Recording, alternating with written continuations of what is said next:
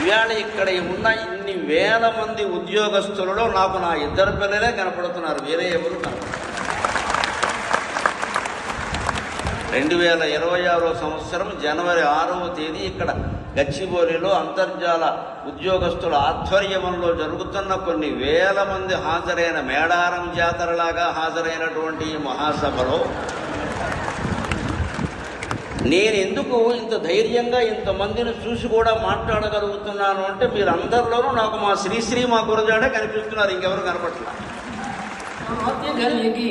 అతి పురాతన సంస్కృతి ఖ్యాతి కలిగి ధరణికే గురువైనది భరత భూమి.